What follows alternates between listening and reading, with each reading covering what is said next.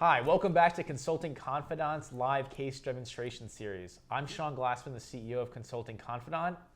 My name is Robert Yurisev. I am the strategy intern with Consulting Confidant. Great. So today what we're going to do is a live case demonstration for a market sizing case. Now, I know a lot of you are thinking that market sizing cases are actually not as common as an entire case, and that's true. We don't see a lot of market sizing cases where that's the only part of the case. However, what we do find is the principles that will lead you to be successful in a market sizing case are the same principles that are going to lead you to be successful in any other case: profitability, growth strategy, etc. Now, these principles to keep in mind while going over these market sizing cases is that you want to use a structured problem solving approach, and you want to think about what are the drivers and how do you break down a more complex problem into smaller, simple pieces that you can get to the answer more easily and more quickly.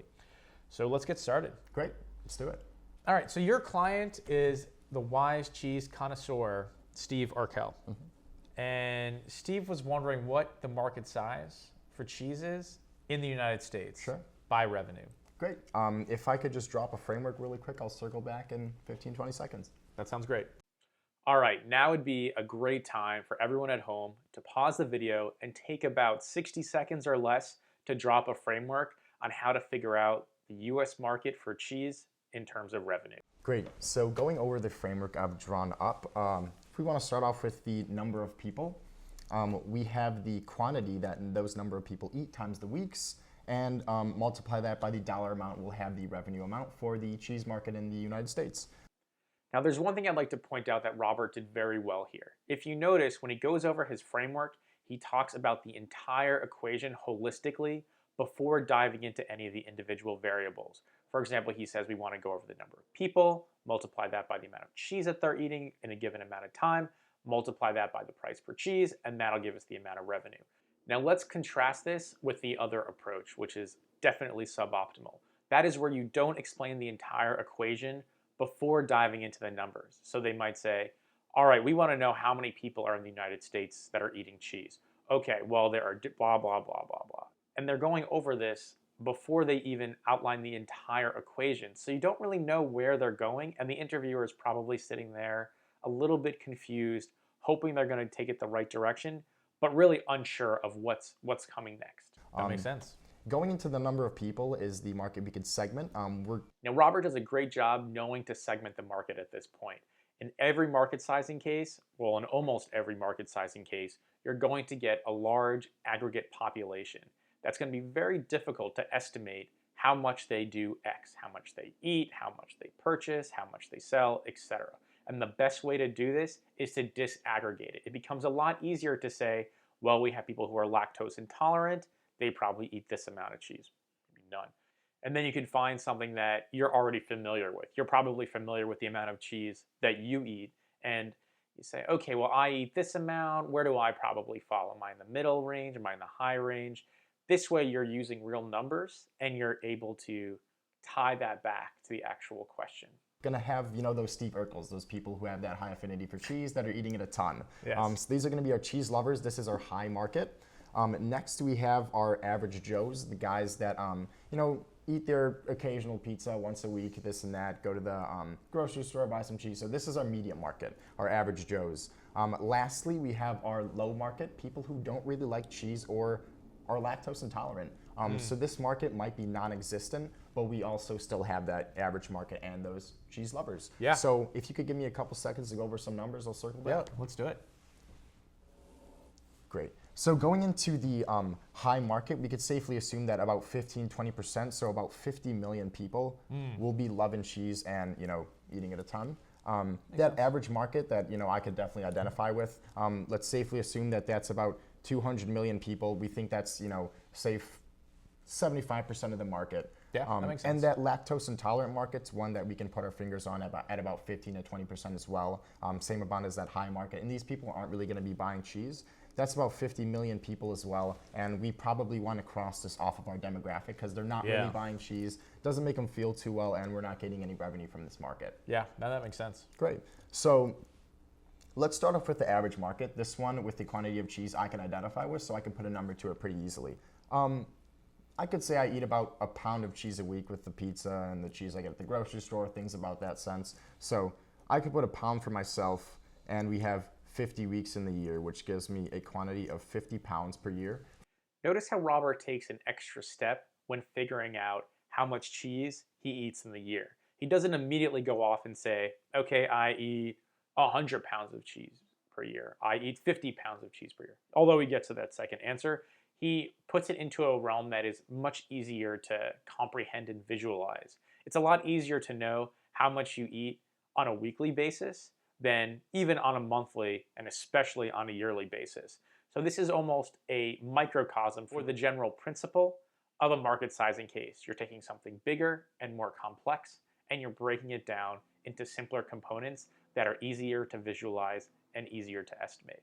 For myself and other people that eat cheese, such as myself. Yeah, that makes sense. In the high market, we can safely assume that people who love cheese and have that affinity are probably eating twice as much as those average people, going out for pizzas a ton each week and buying them in excess in pounds in the grocery store. Yeah. So we can have 2 pounds here times the 50 weeks as well. And going back to that low lactose intolerant demographic, we cross it out since these people aren't buying cheese and not really for them. That makes sense. Great. So starting off with the high market, this one we have first, we have 50 million people, and these people are eating 100 pounds of cheese per year. So 50 times 100 gives us that $5 billion amount, or 5 billion pounds of cheese per year eaten in this high market. Going into the dollar amount, we could safely assume that these people are spending about $5 for their cheese. We can have higher price range for the organics and the lower quality at less. But when I go to the store and I buy the average cheese, it's about $5 per pound. Yeah. So going at 5 billion in the terms of quantity and pounds for that high group, right? Times that $5 amount at price point, we end up with $25 billion in terms of the revenue amount for this high group. Yeah, that makes sense. Great. Going into the average Joes, we have 200 million people who are eating 50 pounds of cheese per year. And this comes from the 1 pound in 50 weeks.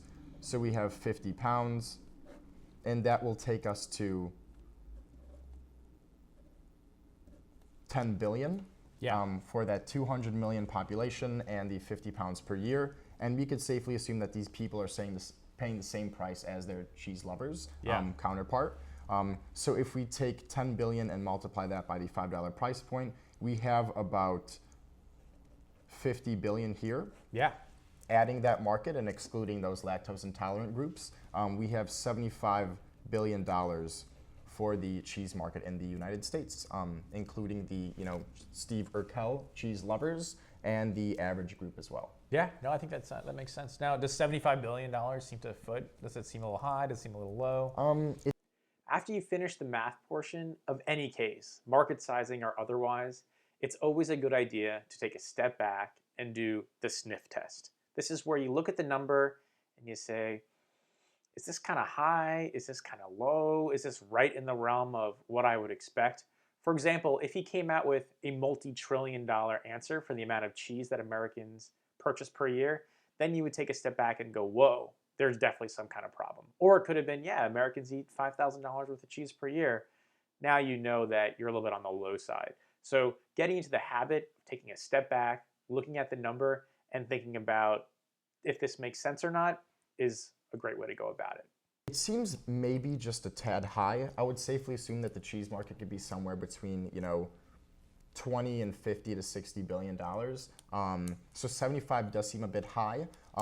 Maybe in terms of that sense, we can take the high amount of cheese eaters down to maybe 1.5 pounds per year to get a more realistic demographic. But I think we're around the ballpark here. Now, one thing I'd like to point out is a certain skill that's going to be very valuable in your interview and in your consulting career. So what is this skill? Let's take a step back and think about what consultants do. Consultants solve complex problems in a relatively short period of time. Now, how do they do this? They use a structured problem-solving approach, they're hypothesis-driven, and third, they prioritize. They prioritize their time very, very stringently because that's going to make or break whether they're going to get the answer on time or not. So how can you show that you have this ability to prioritize during a case?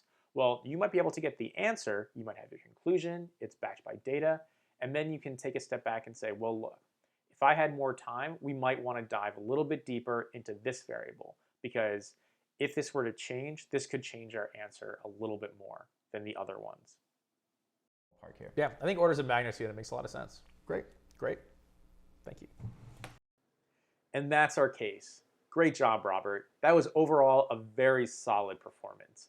So let's go over some of the things that went well. First, he used a structured approach. He laid out his plan of attack and then he executed in a very logical fashion. It was very easy to follow. Next, he identified what the most important driver was that he needed to segment. And in this case, it is the customers. And when he segmented those customers, he didn't just call it high, medium, and low. He actually gave kind of fun names to it. Now, this is a small nuance that is definitely not necessary, but adding a little bit of color and humanity to your case performance can help you stand out. Next, he was easy to follow with his calculations. I knew where he was going, and it was just easier as an interviewer because he was so structured and logical when he went through his calculations. And lastly, one thing that he did that was very good was for some of the numbers that are a little bit more difficult to pull out of the air, he broke them down into smaller pieces so that you can visualize it, and he was able to take something from his own life as a data point and use it in the case. So for example, with how much cheese do people eat in a year? That's a very difficult number to just come up with off the top of your head without any background in it. But if you break it down to amount of cheese eaten per week, and then you say, how much cheese do I eat in a week? It becomes a much easier problem. So breaking those things down into simpler pieces that are easier to visualize and relate to your own life was a great move. So thank you for joining our live case demonstration for market sizing. If you'd like to see more videos, please subscribe to our YouTube channel. Lastly, if you're curious about how you'd stack up against consulting candidates from the perspective of a consultant at a top firm, then check out Consulting Confidant.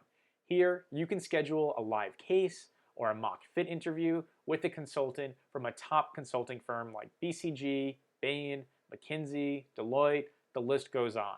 And then after the case, you'll get customized feedback that you can use to take your case performance to the next level. So thank you and good luck.